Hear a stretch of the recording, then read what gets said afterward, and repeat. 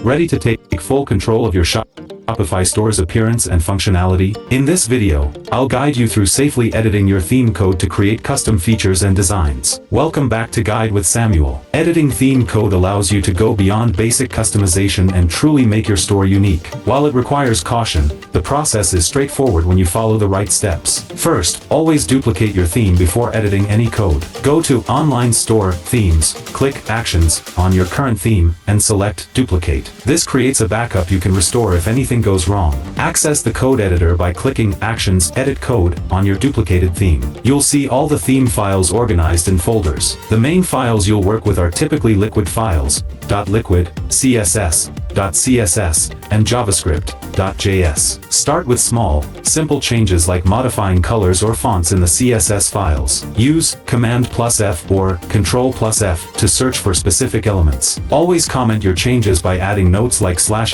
your change description * so you can track your modifications. Test every change thoroughly by saving and previewing your theme. Check how modifications look on different devices and browsers. Pay special attention to how changes affect your store's functionality and loading speed. A crucial pro tip: use a proper code editor like VS Code for major changes. You can download the theme file, edit locally, then upload the modified version. This gives you better editing tools and version control. Also, consider using a development store for testing major changes before implementing them on your live store. And just like that, you've unlocked the power to customize every aspect of your Shopify store. Remember to always back up before coding and test changes methodically. If this guide helped you feel confident editing theme code, please give it a like. What's the first code modification you're planning to make? Share your coding projects in the comments below. To continue enhancing your store's design, subscribe for our next video on how to upload custom fonts in your Shopify theme. Thanks for watching.